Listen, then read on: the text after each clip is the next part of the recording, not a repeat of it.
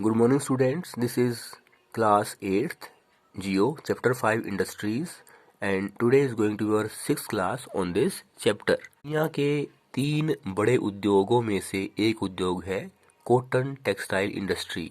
जो दो बड़े उद्योग और हैं उसमें लोहा इस्पात उद्योग यानी टायर एंड स्टील इंडस्ट्री और इंफॉर्मेशन इंडस्ट्री आते हैं। यह एक प्राचीन उद्योग है, एग्रो बेस्ड इंडस्ट्री है, कृषि आधारित उद्योग है। एग्रीकल्चर शब्द की उत्पत्ति लैटिन भाषा के एग्री प्लस कल्चर से हुई है। वैसे ही टेक्सटाइल शब्द की उत्पत्ति भी लैटिन भाषा के टेक्सर शब्द से हुई है, जिसका अर्थ है बुनना, to weave. Cotton textile industry के लिए जो रॉ मटेरियल है वो कॉटन है, जो एक फाइबर क्रॉप है, और फाइबर क्रॉप के बेसिस पे जो कॉटन टेक्सटाइल इंडस्ट्री है उसको आगे अलग अलग भागों में बांटा जाता है, क्योंकि जो नेचुरल फाइबर है जिसमें पटसन है, कॉटन है या ऊन है, और जो मैन मेड जो फाइबर है उसमें पॉलिस्टर, नायलॉन, एक्रिलिक, रेयन आदि आते हैं। मैन मेड और नेचुरल फाइबर के बेसिस पे, रॉ मटेरियल के बेसिस पे कॉटन टेक्सटाइल इंडस्ट्री को अलग अलग भागों में बांटा गया है। भारत की जो कॉटन टेक्सटाइल इंडस्ट्री है वो बहुत पुरानी है।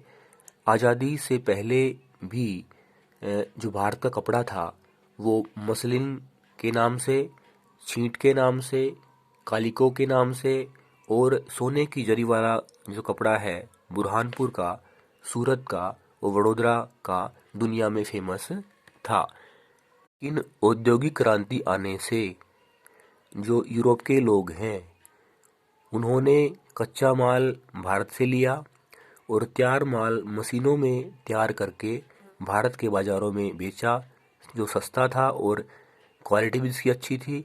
तो भारत का जो कॉटन टेक्सटाइल इंडस्ट्री है, जहाँ हाथ से कपड़ा बुना जाता था और टाइम लगता था और महंगा भी होता था, वो यूरोपियन मशीन के बने सस्ते और बढ़िया कपड़े से प्रतिस्पर्धा नहीं कर पाया। ऐसे हम कह सकते हैं कि पहली सफल मशीन से कपड़ा बुनने वाली टेक्सटाइल मिल भारत में मुंबई में 1854 को स्थापित हुई, और अब कपड़ा हथकरघा उद्योग की बजाय, हाथ से बनाने की बजाय अब कपड़ा मशीन से बनाया जाने लगा।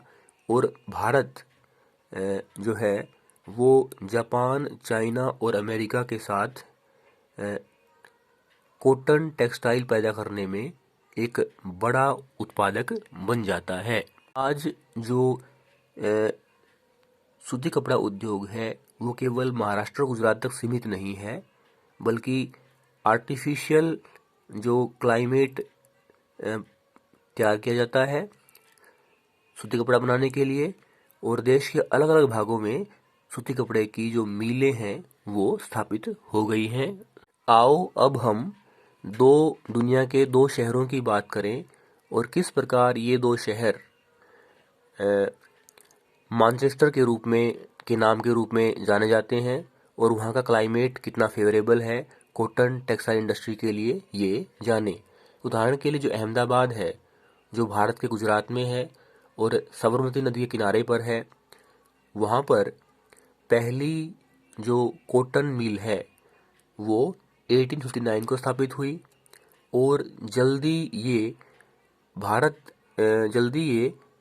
दूसरी बड़ी कॉटन टेक्सटाइल पैदा करने वाली भारत की मिल बन जाती है। अहमदाबाद इतना कॉटन टेक्सटाइल प्रोडक्शन में इतना फेमस हो जाता है कि उसे भारत का मैनचेस्टर कहा जाता है, क्योंकि मैनचेस्टर जो है वो यूरोप का सूती कपड़ा पैदा करने वाला अग्रणी शहर रहा है।